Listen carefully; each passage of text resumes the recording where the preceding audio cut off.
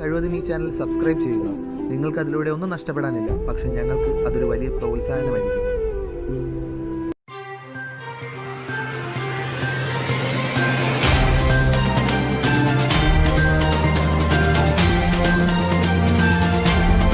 നമസ്കാരം, ഗരീന ന്യൂസിലേക്ക് എല്ലാവർക്കും സ്വാഗതം. വാർത്തകൾ വായിക്കുന്നത് ആദ്യം നൂബ് നോസ്കിൽ. ഇന്നത്തെ പ്രധാന വാർത്തകൾ: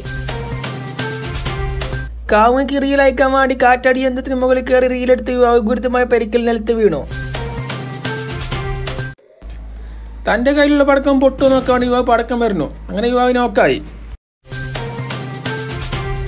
ഫ്രീ ഫയറിലേക്ക് അടുത്ത് വരാൻ പോകുന്ന ക്യാരക്ടർ ഗരീന റിവീൽ ചെയ്തു. ദശമൂലം ദാമു എന്നാണ് ഈ ക്യാരക്ടറിന്റെ പേര്.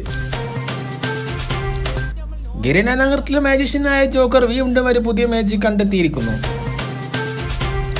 ഗരീന നഗരത്തിലെ ഡോണായ റോക്കി ബായ് സ്വർണം കടത്തിയ പോലീസ് പിടിയിൽ. തന്റെ കാമിയുടെ ആവശ്യപ്രകാരമാണ് താൻ കാറ്റാടി യന്ത്രത്തിന് മുകളിൽ കയറി റീലെടുക്കാൻ നിന്ന് യുവാവ് പോലീസിനോട് പറഞ്ഞു. യുവാവ് സാരമായ പരിക്കോട് യുവാവ് കുഴപ്പമില്ലാതെ രക്ഷപ്പെട്ടിരിക്കുന്നു. എന്നാൽ എന്നെ നമ്പിയ മൂഞ്ചി എന്ന് ഗരീന ന്യൂസിനോട് യുവാവ് പറഞ്ഞു. തനിക്ക് ഈ പടക്കം തന്ന തന്റെ സുഹൃത്താന്ന് യുവാവ് ഗരീന ന്യൂസിനോട് പറഞ്ഞു. തന്റെ കയ്യിലെ പടക്കം പൊട്ടില്ല എന്ന് പറഞ്ഞു യുവാവ് തന്നു ഞങ്ങൾ ചതിച്ചെന്ന് ഗരീന ന്യൂസിനോട് യുവാവ് പറഞ്ഞു. ഒരു കുഴപ്പമില്ലാതെ യുവാവ് എലിമേറ്റായി. അപ്പുറത്തെ സുഹൃത്തുക്കൾ ചേർന്നാണ് യുവാവിനെ ആശുപത്രിയിൽ എത്തിച്ചത്. അടുത്ത നമ്മൾ ഫ്രീ ഫയറിലേക്ക് വരാൻ പോകുന്ന ക്യാരക്ടറാണ് ദശമൂലം ദാമു. ക്യാരക്ടർ സ്കിൽ എന്തെന്ന് വെച്ചാൽ ഒരു സ്കോഡിനെ ഒറ്റയ്ക്ക് വൈപ്പ് ചെയ്യാൻ പറ്റുമെന്നാണ് ദശമൂലം ദാമു അവകാശപ്പെടുന്നത്. അപ്പോൾ എന്തായാലും നോക്കാം ഈ ക്യാരക്ടർ എങ്ങനെ ഉണ്ടാവുമെന്ന് നമുക്ക്. താനാണ് ഈ ഗരീനയിലെ മുഖ്യമായ ഡോൺ എന്ന റോക്കി ബൈ അവകാശപ്പെടുന്നത്. അതുകൊണ്ട് തന്നെ ആരും തടില്ല എന്ന് വിചാരിച്ച് റോക്കി ബൈ വീണ്ടും സ്വർണം കടത്തുകയായിരുന്നു.